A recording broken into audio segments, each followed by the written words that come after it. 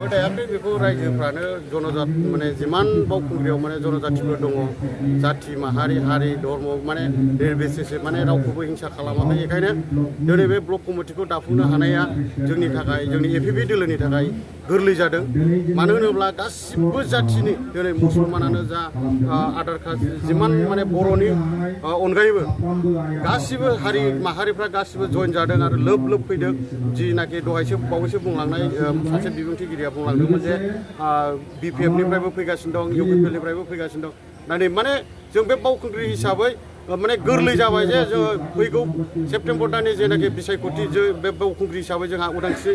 जेनाखि नार्जारि बिथाङा गोरलैयैनो देरहाबाय होननानै जों हमनो हायो जों ओरैनो दा मेम्बारशिप ओरैनो थ्र' खालामनाय हिसाबै जोङो 13,000सो भट अलरेडि जोंनि आखायाव दंखायो आरो जों पाब्लिकफोर फैगासिनो दं गुबुन माहारिफोरनिफ्रायबो फैगासिनो दं गुबुन हान्जानिफ्रायबो फैगासिनो दं मानो होनोब्ला दिनै बावखुंग्रि हिसाबै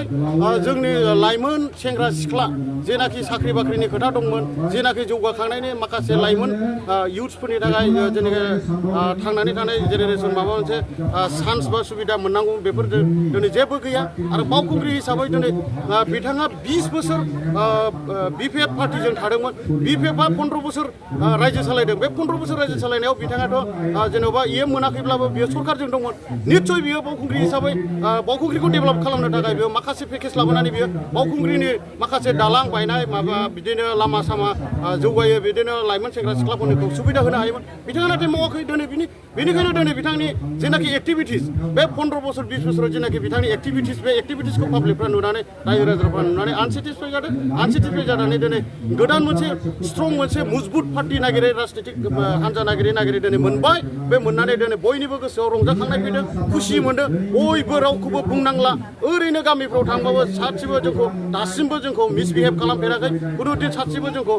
बुंफेराखै जे माने नोंथांमोना जोंनि गामियाव फैनाङा मानाङा बिदि जोंखौ बुङाखै जोंखौ हानाय माने वेलकाम खालामदों रायजोआनो जोंखौ मिटिं खालामहोयो रायजोआनो जोंखौ लिंहरो फै नोंथांमोना फैथारनानै मिटिंखौ खालामथारनांगौ आरो देग्लाय जोंहा बावखुंग्रि हिसाबै सोलायनायखौ लाबोथारनांगौ होननानै बुंदों बेखायनो दिनै बे ब्लक कमिटि दानायाबो इजि जादों जोंनि थाखाय आरो जों माखासे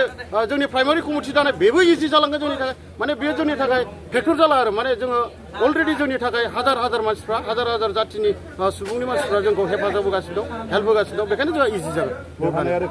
हानाया रोखा खाथां जों देरहानाया बे नोंथांमोना समखौल' नेनानै था फैगौ सेप्तेम्बर दानाव जों जे खाथां उइनार जाबाय बेयो नोंथांमोना दिनैनि नोंथांमोना डायरियाव लिरनानै दोन जे उदांस्रि नार्जारिया बावखुंग्रि हिसाबै देरहाबाय होननानै बेयो खाथां गोजोन्थों